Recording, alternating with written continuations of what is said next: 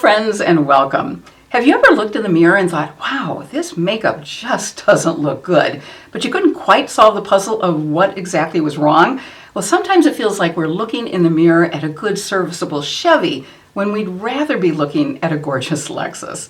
Well, the difference between a good makeup look and a flawless professional look may be just one makeup hack away. And that hack is exactly what we'll be focusing on today. But first, a warm welcome if this is your first time visiting this channel, and a warm welcome back to those of you who are already part of this family. My name is Elise, and my passion as an over 60 makeup artist has always been to celebrate and support those of us with mature skin, since I believe that we're often overlooked by the beauty and fashion industry. So on this YouTube channel, our focus is on the makeup tips, techniques, and products that can help us look and feel confident and fabulous. And we occasionally also dip our toes into the worlds of fashion and into the world of wellness. But now, on to our topic. Today's makeup hack relates to the phrase less is more, and there have been some really interesting examples of this same concept in the fields of business and fashion as well. For instance, Steve Jobs, co-founder of Apple, allegedly had over 100 black turtleneck sweaters and blue jeans, which he almost always wore. Karl Lagerfeld, who was Chanel's creative director for many years, always sported black suits and white shirts, but would add a touch of glamour each day with jewelry or gloves. So you may be wondering, how does this concept specifically relate to makeup? Well, to answer that question, let's jump right in so I can demonstrate just how important this concept is to our makeup application. First, here are the tools we'll need. A clean eyebrow spoolie like this one, and just about every brand makes an eyebrow brush that has a spoolie like this one on the opposite end. Mine just happens to be from ABH. The second tool is a clean synthetic eyeshadow brush, and this one just happens to be from Doll 10. The third tool is a clean, fluffy blending brush like this one, and this happens to be a Real Technique setting brush, but you can certainly use any similar kind of brush. The fourth tool is a clean, bigger, soft, dense synthetic brush like this one, which is also from Doll 10. And last, but certainly not least, a slightly dampened makeup sponge. This is a Real Technique sponge, and I love the fact that it's angled. It's very important that all of these brushes and the sponge are completely clean. You know, we always talk about how helpful it can be to have the right brushes to apply makeup, but if we want a truly flawless, polished makeup look, it's equally important for us to have several absolutely clean brushes in various sizes to remove makeup. That's because removing excess makeup will help us create a more seamless look, since we'll use each of these brushes to soften the edges of our makeup and blend and buff the makeup so it looks more natural. Now, let's get to work. Although I've already used my NYX Micro Eyebrow Pencil and my ABH Brow Powder, my brows are a little too heavy and unnatural looking. In fact, I think I'm looking like the evil stepmother from Cinderella. So I'm going to go ahead and take my first tool, my spoolie, and run it through only my left brow, which will really help remove any excess brow product so my brow will look more natural.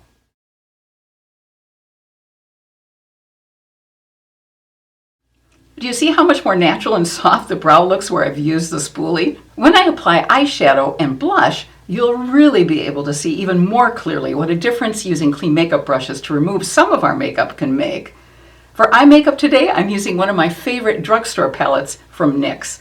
It's their Ultimate Vintage Jean Baby palette, and I'll use the neutral shades from this palette today. Did you happen to hear some chirping in the background? I don't know if you could hear that or not.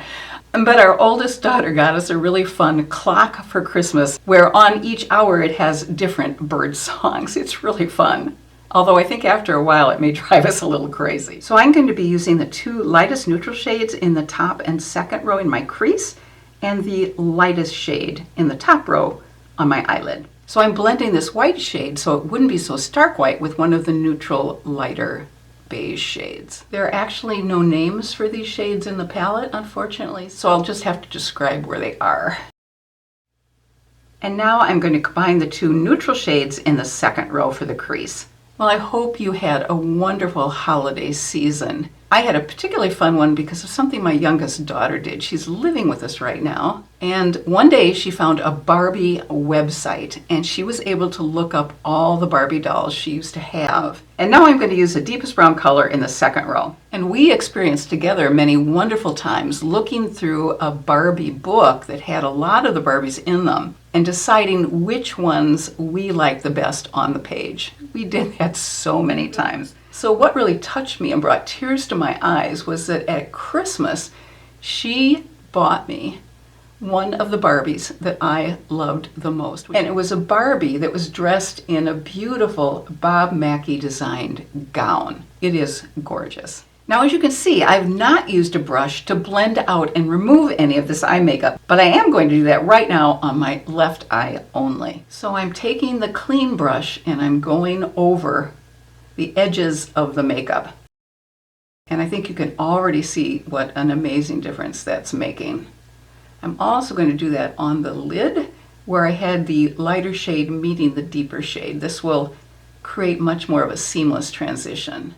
One of the key factors in a great eye look is blending.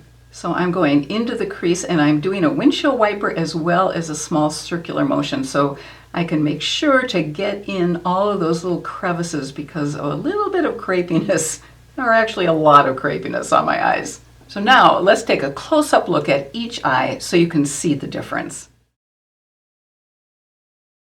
I'm going to apply eyeliner and mascara off camera and I'll be right back. For my foundation, I'm using the NARS Light Reflecting Foundation in the shade Yukon. You'll find a link to this foundation as well as all of the other products that I'm using today in the description box below.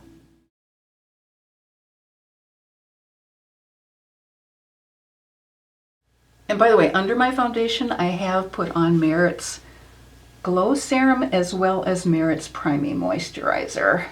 And there is some glow to this foundation, but some of it can also be attributed to the Merit Serum. This is really a lovely, lightweight, buildable, medium coverage foundation. And I do like the soft glow that it creates. I haven't been using this foundation very often for some reason. I always forget how good it is. Now on just my left side, I'm going to take my clean Doll 10 Perfecting Foundation brush and blend the foundation out even more along the edges, down the neck, and also in the center of my face as well. So this is where I'm picking up any excess foundation and just lightly blending. And I don't know if this is going to show up for you, but I can actually see a big difference between this side where I've blended more and this side where I haven't. On this side, it really looks like the foundation is one with my skin. It doesn't look like it's sitting on my skin like it looks like on this side. Wow. Can't believe the difference this makes. What it also does is it blends the foundation in with that glow serum and moisturizer. So once again, it all looks more seamless. But let's come in close and see if you can see a difference. This is the side where I've blended more thoroughly with a clean brush after applying the foundation.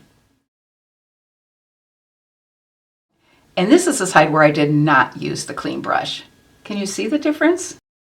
I can't see right now, but I probably will notice when I'm editing. Next, I'll use the same technique after I apply my e.l.f. Camo Concealer in Light Peach as my corrector and my Kosas Concealer over a larger under eye area. So I'm applying the corrector under both eyes. And then I'm going to just press it in with my finger. Corrector applied, and now I'm going in with my Kosas Concealer. And this I'm just going to press in with my finger since I'm putting it in a larger area. I love doing this with my finger, but of course you can also do it with a sponge or a brush, whatever works well for you. And so on the left side, I'm going to take my Real Techniques setting brush and I'm going to just slightly hit the edges of that concealer and corrector. My contour is Westman Atelier's Face Trace Contour in the shade Biscuit, and I'll apply the initial application as I normally do on both sides of my face. Just under my cheekbones. and along my jawline to help with that jowl area where I'm not as taut as I used to be. In fact, there are a few other places on my body where I wish I could use this effectively as well. Now on the left side only, I'm going to take the clean brush that I used to blend out my foundation, and I'm going to go around the edges of my contour to really blend it out. And it's actually okay that this brush has a small amount of foundation still on it, since it will actually help the contour blend into the foundation even more seamlessly. And I'm going to do this on the left side only. Now this is such a light contour that it probably won't show up as much as if I had a deeper contour on, but whoops, I'm so tempted to go to the other side. And I'm going to bring it down my neck and along both sides of where I applied the contour. All right, let's take a look at each side. This is the side where I blended with a clean brush. And this is the side where I did not. I think you can really see a difference. And you'll also see a real difference when I apply my blush in the next step. But before we move on to blush, I hope you'll tap that thumbs up button if you're enjoying today's video, since that lets the YouTube algorithm know that you're having a positive reaction to this video. It's a great way to help this channel, which I really appreciate. And I hope you'll also subscribe if you haven't already done so. Well, my blush today is e.l.f.'s Camo Liquid Blush, which is an amazing bargain at $7. This is one of their newer shades called Bold-Faced Lilac. Because liquid blushes are even more highly pigmented than cream or powder blushes, I'm going to put one dot only on the back of my hand, and then I'll tap it on so I don't disturb the foundation underneath. I'm going to swirl it around on the back of my hand just to evenly coat the brush, and then I'll dot it on.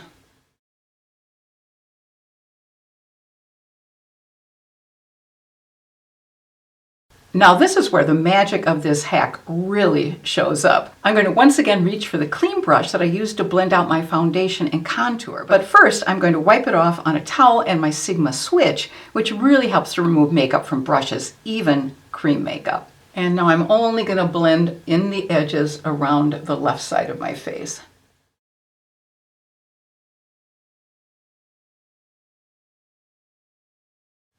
And if you feel you got too much blush, you can always tap over the center of it as well. All right, let's look at each of these sides. This is where I tapped around the edge with my clean brush, and this is the side where I did not.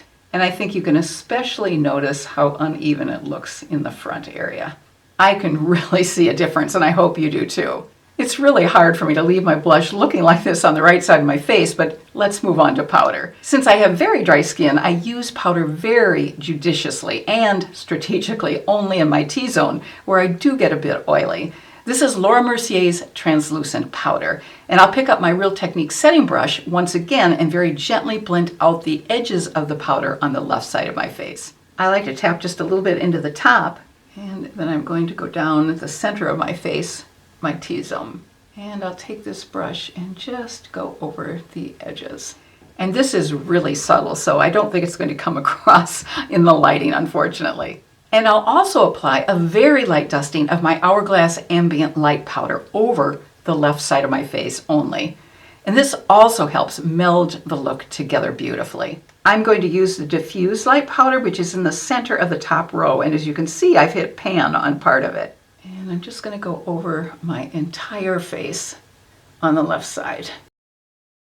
This also creates a beautiful soft glow. It's very subtle. Then, for the final use of this hack, I'll take my very slightly damp makeup sponge and I'll gently press it over just the left side of my face. Using the sponge in this way not only picks up any excess makeup, but it's also especially great to use on dry, mature skin since we're adding some wonderful moisture.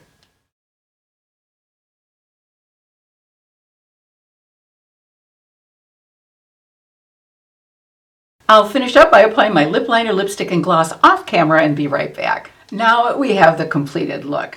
If you might find it interesting to watch the most difficult makeup video I've ever done, I've put a link to it in the pinned comment below, as well as in the description box below. And if you'd enjoy some other interesting makeup information, as well as a variety of fun recommendations about books, TV shows, movies, fashion, and helpful products, and an occasional look back at some of the intriguing happenings from our collective past, I think you'd also enjoy my weekly newsletter. So you'll also find a link to my newsletter in the pinned comment below, as well as in the description box. And I hope you'll let me know in the comments section below if you had any special holiday moments. Until we see each other again, I wish you good health and happiness, and I hope you have a fabulous rest of your day.